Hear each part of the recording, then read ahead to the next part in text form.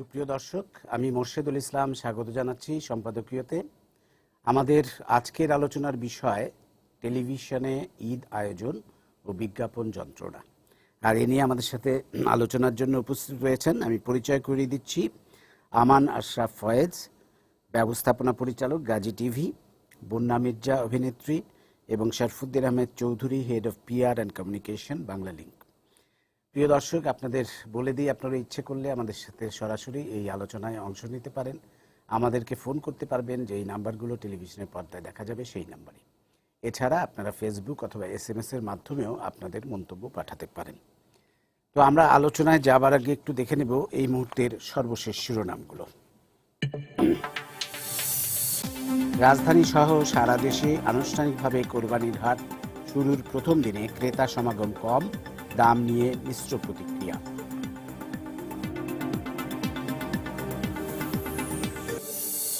ঈদে ট্রেনের আগাম টিকিট বিক্রির শেষ দিনেও স্টেশনে টিকিট প্রত্যাশীদের উপচে পড়া ভিড়, কোটা পদ্ধতির কারণে বঞ্চিত হওয়ার অভিযোগ যাত্রীদের।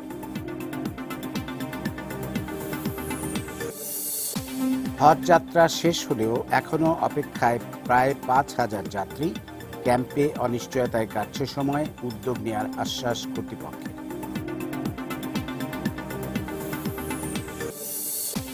বেতন কাঠামো নিয়ে শিক্ষামন্ত্রীর সঙ্গে পাবলিক বিশ্ববিদ্যালয়ের শিক্ষকদের বৈঠক, সরকার আন্তরিক বললেন মন্ত্রী, না হলে আবারও আন্দোলনের হুঁশিয়ারি শিক্ষকদের।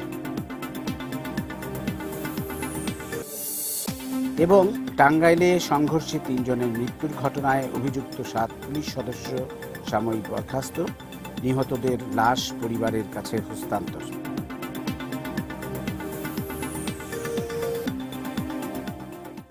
আমরা এবার চলে আসবো সরাসরি আমাদের আজকের আলোচনায়। টেলিভিশনে ঈদের নানা রকম অনুষ্ঠান সবগুলো টেলিভিশন চ্যানেলই নিয়ে থাকে, কিন্তু দর্শকদের একটা অভিযোগ থাকে যে বিজ্ঞাপনের যন্ত্রণায় তারা টেলিভিশন অনুষ্ঠান ঠিকমতো উপভোগ করতে পারেন না।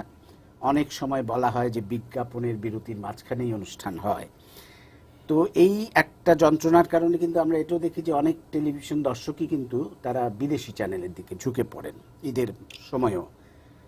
তো এইবার আমরা একটা উদ্যোগের কথা জানতে পেরেছি যে গাজী টিভি একটা উদ্যোগ নিয়েছে, যে 9 ঘন্টা টানা তারা বিজ্ঞাপন বিরতি ছাড়া অনুষ্ঠান প্রচার করবেন। বিজ্ঞাপন থাকবেই অনুষ্ঠানের আগে বা পরে, কিন্তু অনুষ্ঠানটি বিজ্ঞাপনবিহীনভাবে চলবে।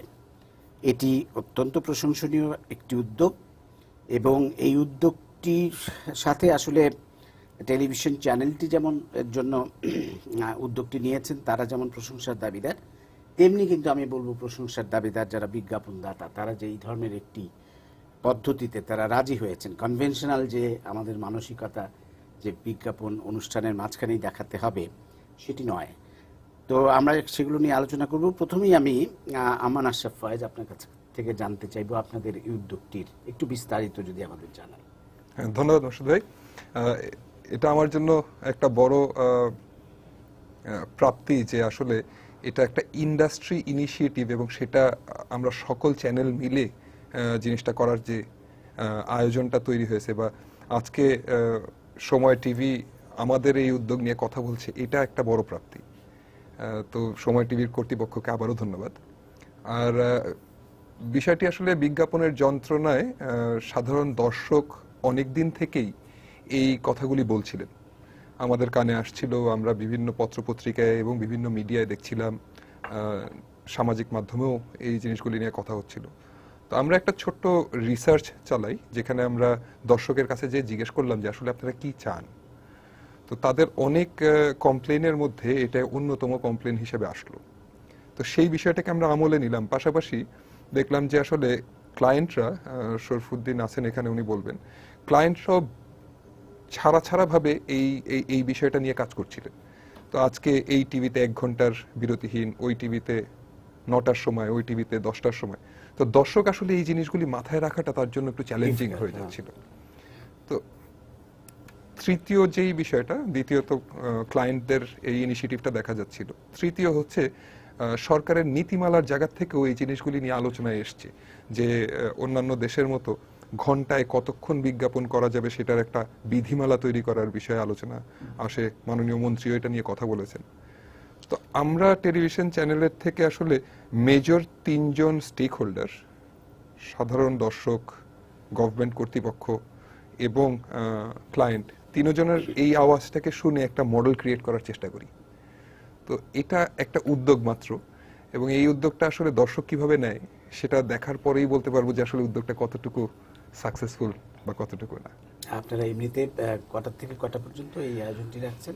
আমাদের বিরতিহীন শুরু হবে হচ্ছে 4:30টায়, বিকাল 4:30 থেকে 6টা পর্যন্ত একটা টেলিফিল্ম যাবে, তারপরে আবার 1 ঘন্টার নাটক যাবে, বিশেষ নাটক, তারপরে সিরিয়াল আছে, তারপরে সেলিব্রিটি টক শো আছে, তারপরে আঞ্চলিক নাটক আছে, প্রতিটি অঞ্চলের জন্য আঞ্চলিক ভাষায় নির্মিত। এছাড়া আমাদের রাত কটা পর্যন্ত? রাত 1:30টা পর্যন্ত বিরতিহীন ভাবে বলাটা ভুল হবে। 4:30 থেকে 1:30টা পর্যন্ত যতগুলি বিনোদনের ব্যবস্থা আছে সেগুলি সবই বিরতিহীন। তো বিনোদন শেষ হওয়ার পরে আরেকটা শুরু হওয়ার আগে স্বল্প মাত্রায় কিছু বিজ্ঞাপন সেটা তো বটেই যাবে। আমি পরে আপনাদের বিস্তারিত অন্যান্য আয়োজন সম্পর্কে আমি জানার চেষ্টা করব। আমি বন্যা মির্জার কাছে যাওয়ার আগে একটু শরফুদ্দিন আহমেদ চৌধুরী আপনার কাছে যাব, যে এই উদ্যোগটার সাথে আপনারা সামিল হয়েছেন, এটি খুব ভালো একটা দিক। সাধারণত ক্লায়েন্টদের এই ধরনের উদ্যোগের প্রতি কনভিন্স করাটা কিন্তু খুব ডিফিকাল্ট, আমরা জানি। তো আপনি একটু বলবেন যে কি মানে কি উদ্দেশ্যে বা কি জন্যে আপনারা এই উদ্যোগের সাথে মনে করলেন যে আপনাদের যাওয়া উচিত?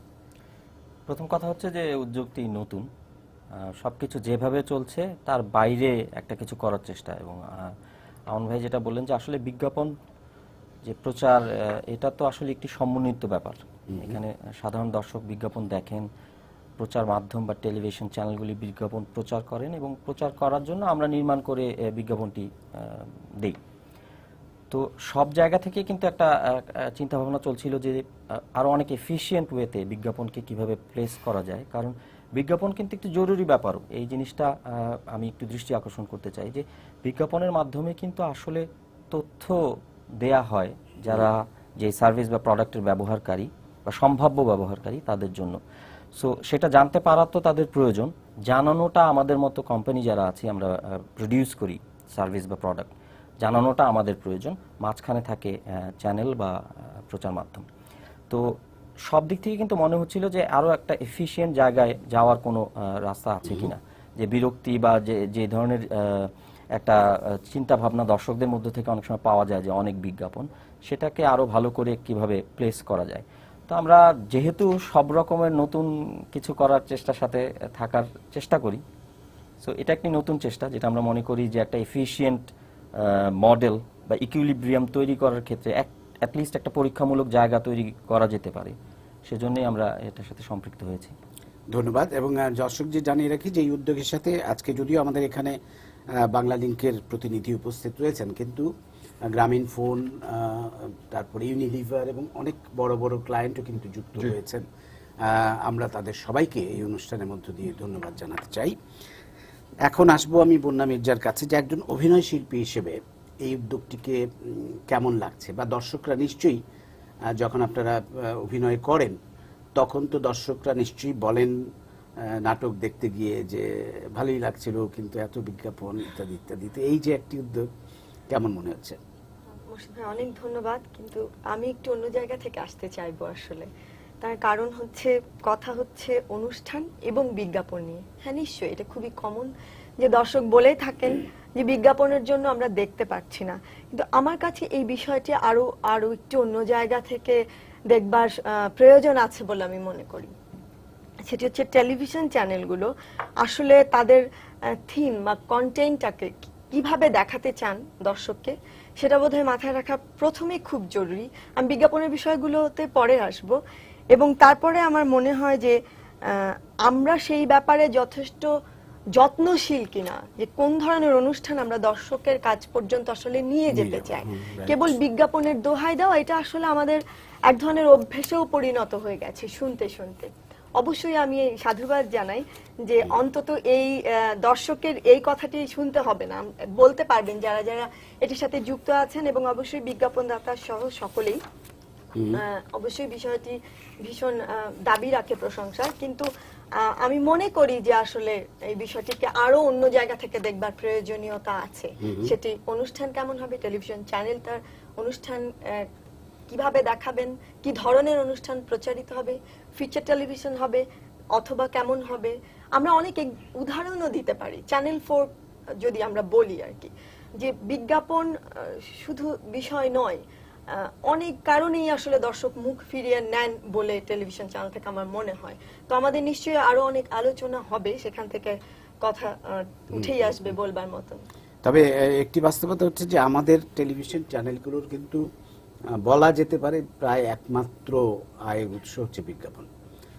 অল্প কিছু হয়তো অন্যান্য মাধ্যম থেকে আসে, কিন্তু প্রায় একমাত্র আয়ের উৎস। এবং অন্যান্য দেশে কিন্তু টেলিভিশন চ্যানেলগুলো দেখতে দর্শকদের টাকা দিতে হয়, হ্যাঁ, সেইখানে দর্শকদের কন্ট্রিবিউট করতে হয়। সেই জন্য তারা হয়তো অনেক কম বিজ্ঞাপন নিয়ে চলতে পারেন, যেহেতু পে চ্যানেল আছে সেই কারণে। হ্যাঁ, সুতরাং দর্শকদের সেই কথাটাও মনে রাখতে হবে যে আমি বিনা পয়সায় দেখছি, সুতরাং আমাকে তো কিছুটা বিজ্ঞাপন যন্ত্রণা সহ্য করতেই হবে। যাই হোক, আর আমি একটু যুক্ত করতে চাই, মানে বিজ্ঞাপনের জন্য যদি দর্শক অন্য চ্যানেলে চলেই যায় কোনো কারণে, তাহলে তো বিজ্ঞাপনটিও তারা দেখতে পাচ্ছেন না। মানে বিজ্ঞাপন দাতারও যে ক্ষতি হচ্ছে, মানে তিনিও দেখতে পাচ্ছেন না। অথবা এমনও হয় কিন্তু যে নাটকটি আসলে টানছে না, দেখছে না, একটু একটু করে কিন্তু অনেকে চেষ্টা করেছেন যে বিরতিহীন নাটক এইভাবে, কিন্তু সেটির সময়ও কি আসলে আমরা দর্শক ধরে রাখতে পারি? ধন্যবাদ। আমি আমান আশরাফ ফয়েজ আপনার কাছে এই ব্যাপারটি নিয়ে আসবো। বন্যা মির্জা যেটি বললেন যে আসলে মূল বিষয় হচ্ছে কন্টেন্ট বা থিম, আমরা কি দিতে পাচ্ছি, অনুষ্ঠানের মান যদি বলি, তো সেই দিক থেকে আপনারা কি মনে করেন যে এবার আপনারা বিজ্ঞাপনের যন্ত্রণা থেকে দর্শকদের মুক্তি দিলেন ঠিকই, কিন্তু অনুষ্ঠানের মান আপনাদের কেমন হবে? আমার মনে হয় এটা তো আসলে একটা লম্বা যুদ্ধ। যুদ্ধটা আসলে আমাদের বিভিন্ন চ্যানেলের মধ্যে না, আমাদের যুদ্ধ বিদেশি আগ্রাসনের বিরুদ্ধে। এবং সেখানে আমরা আমাদের দর্শককে ফিরিয়ে আনবো বা ধরে রাখবো, সেই যুদ্ধের জন্য এটা একটি ধাপ মাত্র। এবং আমি শতভাগ একমত যে বিষয়গুলোকে আরো গভীরে বিবেচনা করা উচিত।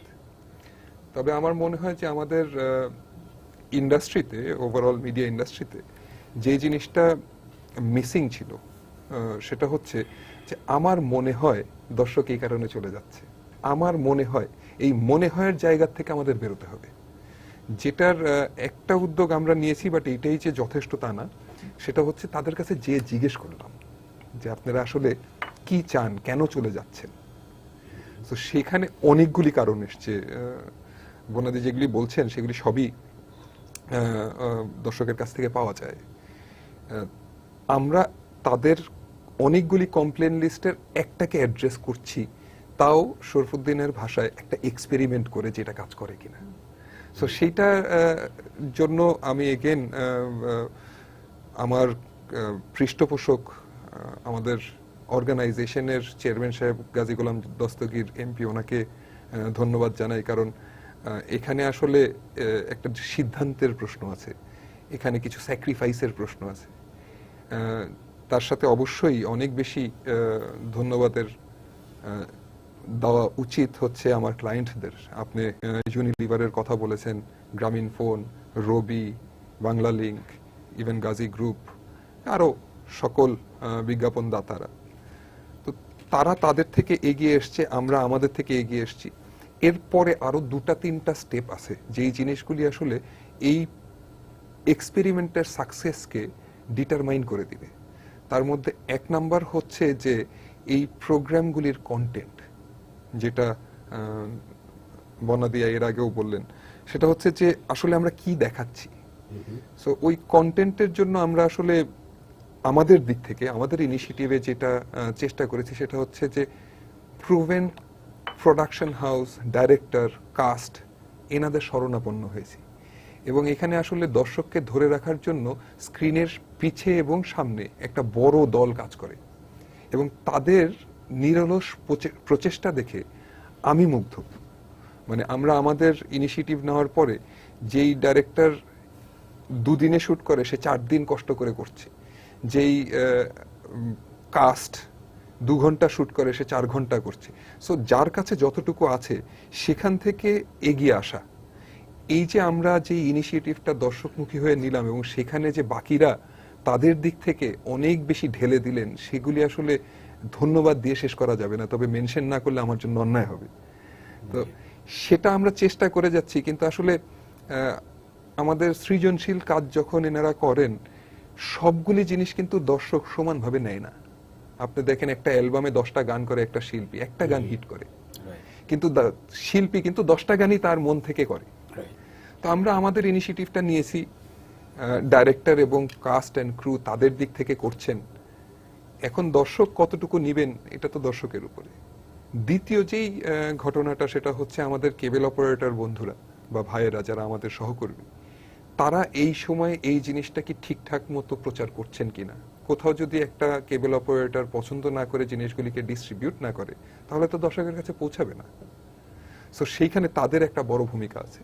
সো এরকম আসলে অনেকগুলি বিষয় এখানে কাজ করে, যাদের প্রত্যেকেরই একটু এগিয়ে আসা আমাদের এই ইনিশিয়েটিভটাকে একটু আগিয়ে দিবে। তো তাদের কাছে আমার আকুল আবেদন সবার কাছেই, যে যদি আমাদেরকে একটু সাহায্য করেন, তাহলে হয়তো আমরা সবাই মিলে দুপা আগাবো। অবশ্যই। এবং এই যে উদ্যোগটা আপনাদের, মানে এটি তো এক্সপেরিমেন্টাল হিসেবে, আপনার একটা এক্সপেরিমেন্ট হিসেবে আপনারা নিচ্ছেন এবার, এবং এটা যদি সাকসেসফুল হয় আমরা বুঝতে পারবো যে গাজী টিভির রেটিং কি অবস্থায় যায় এই ঈদে। তাহলে আমরা অন্তত বলতে পারবো যে একটা বিষয় দর্শকের যেটা চাওয়ার ছিল সেটি পূরণ হলে দর্শকের কিছুটা এগোবো, এবং অন্য টিভিরাও হয়তো সেগুলো তখন এগিয়ে আসবে। আমি শরীফুদ্দীন আহমেদ চৌধুরী আবার আপনার কাছে আসবো, যে এই ধরনের উদ্যোগ কি অন্য চ্যানেলগুলোর কাছ থেকে আপনারা এই ধরনের উদ্যোগের ব্যাপারে কোনো প্রস্তাব পেয়েছিলেন এবার? গাজী টিভিতে এইবার ঈদের পুরো আয়োজনটাকে যেভাবে বিরতিহীনভাবে পুরো সব কয়টি দিন ধরে করা হবে, এই ধরনের আলোচনা কারোর সাথে আমাদের হয়নি। আমাদের কাছে ব্যাপারটি একদম নতুন। আমান ভাই একটু আগে যেটা বলছিলেন যে হয়তো কোনো কোনো স্লটের কোনো নাটক বা কোনো প্রোগ্রাম বিরতিহীনভাবে প্রচার করা হয়েছে, বাট ক্রমাগত কয়েকদিন ধরে এই ধরনের কোনো প্রস্তাব আমাদের সাথে অ্যাটলিস্ট আমরা কখনো আলোচনায় পাইনি। সেজন্য আমাদের কাছে ব্যাপারটা একদমই নতুন।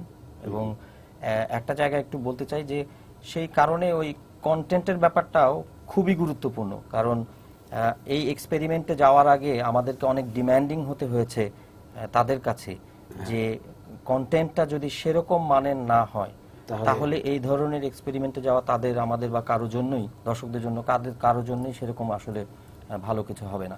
এবং আমার মনে হয় যে এই ধরনের নতুন উদ্যোগগুলি কিন্তু আমাদেরকে সেলফ ডিম্যান্ডিংও করে, যে আমরা নিজেরাও অনেক বেশি সচেতনভাবে চেষ্টা করি পুরো জিনিসটাকে আরো ভালোভাবে কিভাবে উপস্থাপিত করা যায়। মানে এই ধরনের উদ্যোগ নেওয়ার ক্ষেত্রে, এই ধরনের উদ্যোগে সাড়া দেওয়ার ক্ষেত্রে আপনাদের সামনে চ্যালেঞ্জগুলো কি ছিল?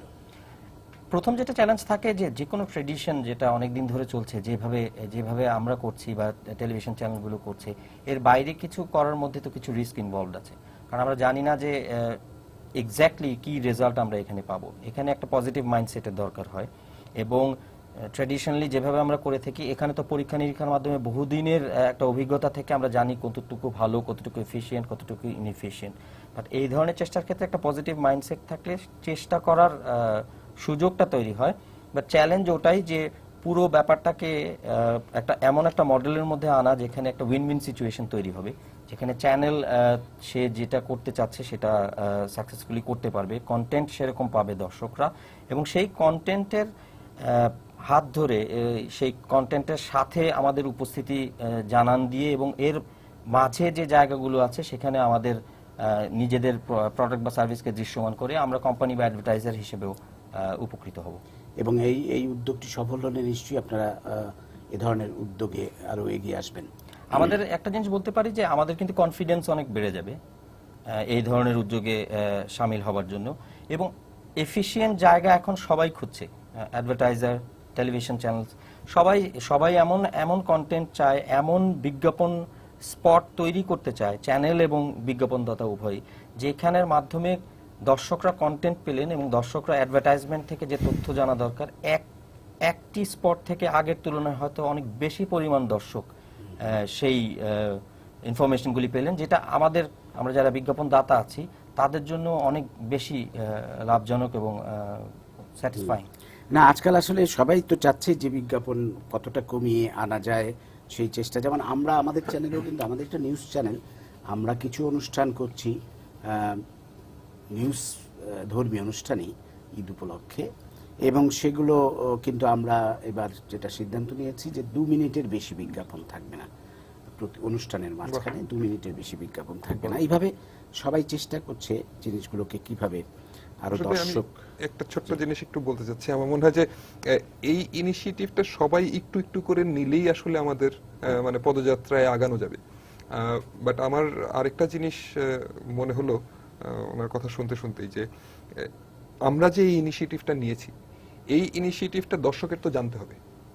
So, আমাদের নিজেদেরও একটা অ্যাডভার্টাইজমেন্টের প্রশ্ন আসে, আমাদের নিজেদেরও একটু প্রচারের প্রশ্ন আসে। তো সেই প্রচারের একটা অংশ কিন্তু আজকের এই শো। আজকের এই শোতে আমরা এই জিনিসটা দর্শককে জানাতে পারছি, যদিও এটা বিজ্ঞাপন নয়, কিন্তু আমরা দর্শককে জানাতে পারছি যে আসলে এই ধরনের একটা ইনিশিয়েটিভ আমরা নিয়েছি।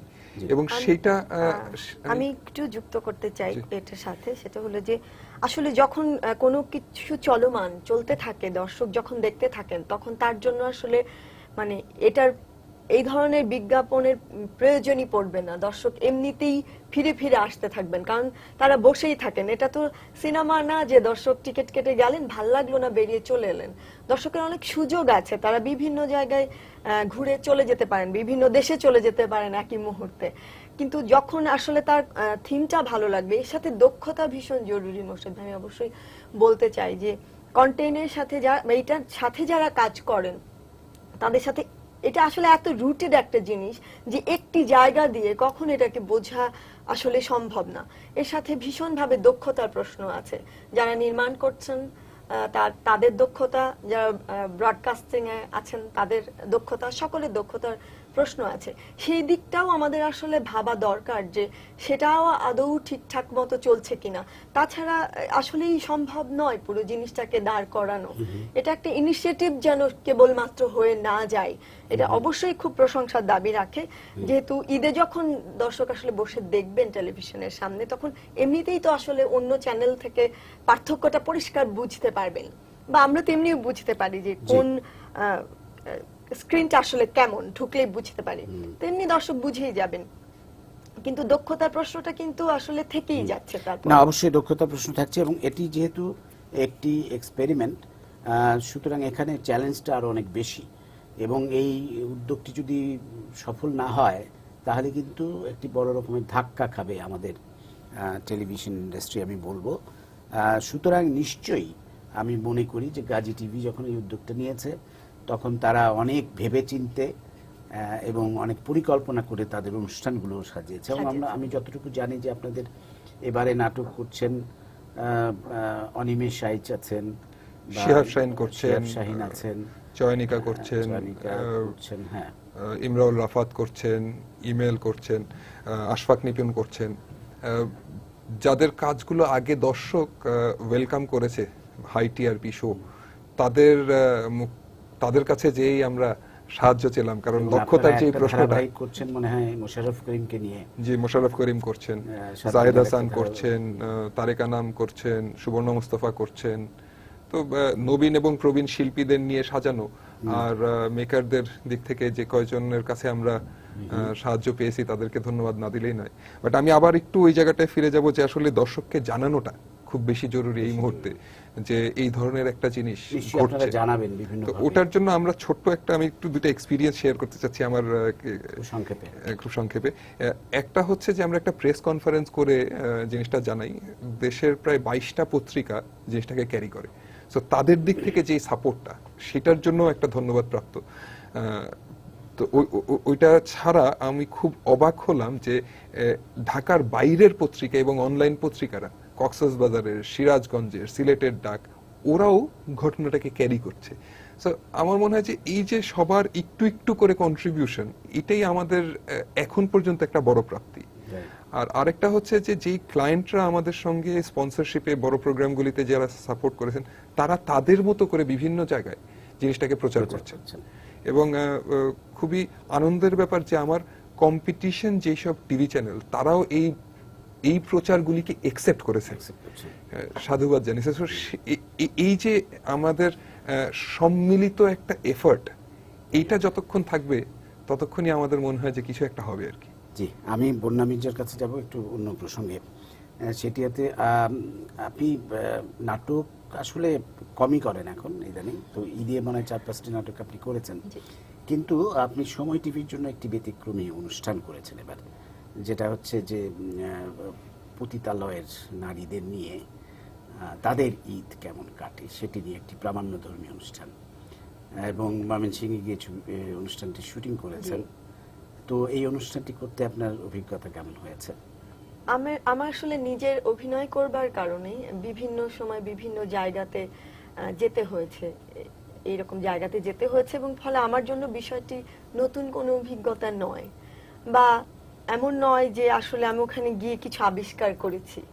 কিন্তু যেটা ঘটে সেটা হলো যে আমরা সকল সময় মনে করি যে এটা একটা ভীষণ দুঃখের জীবন, এবং এই জীবনটা আসলে কেউ সাধ করে বেছে নেন না, নিশ্চয়ই নেন না, নেওয়ার কোনো কারণ নেই। কিন্তু সেই সকল কিছুর মধ্যেও যে আসলে আনন্দ এবং উদযাপন আছে, এবং এই পেশাটাকে একদম নিয়ে নিজের মতো করে তার জায়গা তৈরি করবার ক্ষেত্রে সকল রকম আয়োজন আছে। সেই আয়োজনটা হয়তো আমি অভিনয় করতে গিয়ে এত কাছ থেকে দেখিনি, যত কাছ থেকে আসলে সময় টিভির এই অনুষ্ঠানটি করতে গিয়ে আমি দেখেছি। এই যে বিশাল এক ধরনের নিজেদের কাজ, নিজেদের খুশি, নিজেদের আনন্দ, হয়তো সেটা অন্যদের সাথে ভাগ করে নিতে পারছে না, কিন্তু নিজেদের মধ্যে এত ব্যাপকভাবে সেটা ভাগাভাগি হচ্ছে, এবং ভবিষ্যতের চিন্তা, বাচ্চাদের চিন্তা, কেমন করে বাঁচবে, মনে হয় 8-10টা মানুষ যেভাবে ভাবছেন ওনারা সেভাবেই ভাবছেন, এবং এই কাজটাকে পুঁজি করেই ভাবছেন, অন্য কিছু নয়। তো আমরা কেবল দুঃখটা দেখতে পাই, এই যে জীবনের এক বিশাল উদযাপন আছে সেটা আমরা দেখতে পাই না। তো আমার মনে হয় অনুষ্ঠানটার মধ্যে দিয়ে সেই উদযাপনটাকে আমরা দেখতে পাবো, এবং এইটা আমার ভীষণ ভালো লেগেছে। মানে এটা আমার ভীষণ ভালো অনুভূতি তৈরি করেছে আমার মনোজগতে। কারণ আমরা সব সময় জেনে থাকি যে জোর করে আসে, নানাভাবে আসে, নানা রকম গল্প আমরা বাইরে থেকে জানি। খানিকটা তো অবশ্যই সত্য, সবটা আসলে সত্যও নয়, কিছুটা মানে আমাদের মন গড়া কাহিনীর মতো। যেমন আমরা আলোচনা করছি যে বিজ্ঞাপনের জন্য আমরা দেখি না, এটা আসলে বলতে বলতে অনেকটা এমন হয়ে গেছে আমি মনে করি এটা, কারণ এটা বিশাল একটা আর্গুমেন্টের জায়গাটা এত ছোট পরিসরে বলবার মতো নয়। তো তেমনি আসলে আমাদের মনোজগতে এমন একটা ভাবনার জায়গা তৈরি করে দিয়েছি, সবকিছু শুনতে শুনতে বললেন তখন উনি যে কেমন করে মনে হয়, তো এই মনে হওয়ার জায়গাটা আসলে নয়, আমি গিয়ে বুঝেছি এটা আরো অনেক মানে ভীষণই একটা আনন্দের জগৎ তাদের আছে আসলে। জি, দর্শকদের একটু অনুষ্ঠান যখন করছি আমাদের একটু প্রচার দর্শকদের একটু জানিয়ে দিই যে সময় টিভির এবারের আয়োজনে এ ধরনের প্রামাণ্যধর্মী অনুষ্ঠান নারীদের নিয়ে 3টি আয়োজন আছে। একটি তো আপনারা শুনলেন যে পতিতাপল্লীর নারীদের নিয়ে, যেটা বন্যা মির্জা করেছেন। আরেকটি আছে আমাদের হিজড়াদের জীবন নিয়ে একটা, যেটা নওশাবা অ্যাঙ্করিং করেছেন, এবং আরেকটি আছে কারাগারের ভেতরের নারীদের নিয়ে, যেটা মেহের আফরোজ শাওনের অ্যাঙ্করিংয়ে হবে। আমাদের একটি অনুষ্ঠান আছে অন্তরে অচিন পাখি, যেখানে আমরা একেবারেই বিলুপ্ত প্রায় যে সংস্কৃতি এবং সঙ্গীতের যেগুলো আমাদের আবহমান বাংলার বাউল সঙ্গীত এবং অন্যান্য, সেগুলো আমরা তুলে ধরি। এটি 3টি পর্ব 3 দিনে হবে। সংযাত্রা, বেহুলা নাচারি ও মনসা পালা নিয়ে প্রথম পর্ব, এবং দ্বিতীয় পর্বে থাকবে অষ্টক গান, রামায়ণ পট, সারি গান নিয়ে, এবং তৃতীয় দিনে থাকবে আদিবাসী সংস্কৃতি, যুদ্ধ নাটক, সঙ্গীত, নৃত্য ইত্যাদি নিয়ে। আমাদের আরেকটি অনুষ্ঠান হচ্ছে সফরে সংলাপ হবে এবার, যেটা তুষার আবদুল্লাহর অ্যাঙ্করিংয়ে হবে, এবং সেটি থাকছে বাইরে, ঢাকার বাইরে আমরা অতিথিদের নিয়ে আলাপ হবে সেখানে, এবং অতিথিদের মধ্যে থাকছেন মোশাররফ করিম, ফেরদৌস এবং নির্মাতা অমিতাভ রেজা। আরেকটি ঈদ সম্পাদকীয় হবে বিশেষ, সেটি আমি করছি। সেখানে আমাদের অতিথি আছেন আফজাল হোসেন, তারিক আনাম খান এবং ফেরদৌসী রহমান। এবং ঈদের সারাদিন, তো ঈদের সারাদিন শুধু বলবো না, ঈদের 3 দিনই জমজমাট আমাদের যে খবরগুলো থাকবে, খবরের মধ্যে আমরা লাইভে চলে যাব বিভিন্ন জায়গায়। আমাদের যে খবরের যে বৈশিষ্ট্য যে আমরা সবচেয়ে বেশি লাইভ করি, সবচেয়ে বেশি আমরা সরাসরি ঘটনায় চলে যাই, সেটিও থাকবে। তো যাই হোক, আমরা আবার চলে আসি আমাদের আজকের আলোচনায়। যেটা আসলে বন্যা একটু বারবার কিন্তু একটা জিনিস বলার চেষ্টা করছিল, সেটা হচ্ছে অনুষ্ঠানের মান। এবং অনেকটা ওর কথায় মনে হচ্ছে যে ও বলতে চাচ্ছে যে অনুষ্ঠানের মান ভালো হলে বিজ্ঞাপন কোনো ব্যাপার না, বিজ্ঞাপনের যন্ত্রণা নিয়েও দর্শক দেখতে রাজি।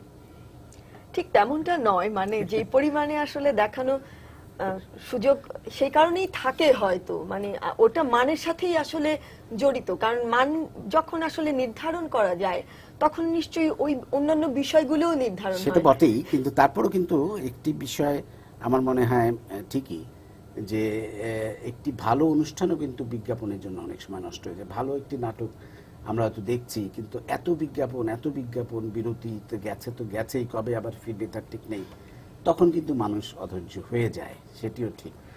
আমার মনে হয় যে এখানে দুটা জিনিস, যে ডেফিনেটলি অতিরিক্ত বিজ্ঞাপন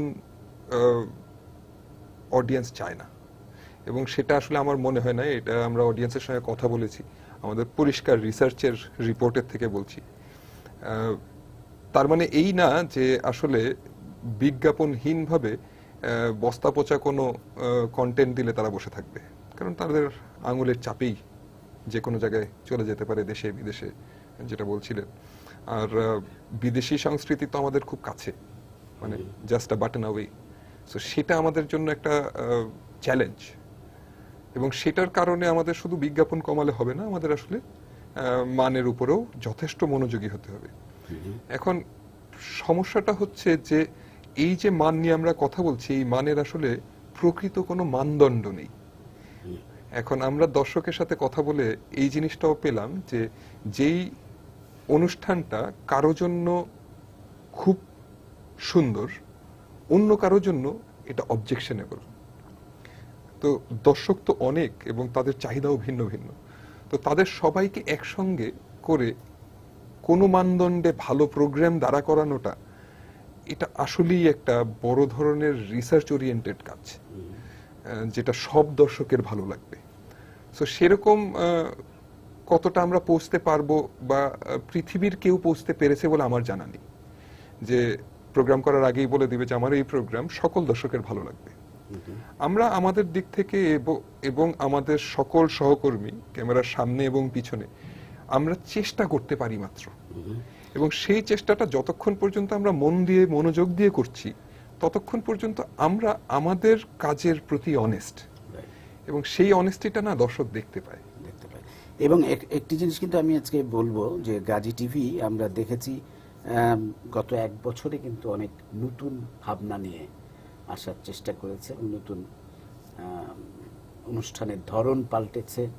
এবং গাজী টিভি, সত্যি কথা বলতে কি আমি খুব ফ্র্যাঙ্কলি যদি বলি, প্রথম দিকে গাজী টিভির যেই ভাবমূর্তি ছিল সেটি কিন্তু আমূল পরিবর্তন হয়ে গেছে।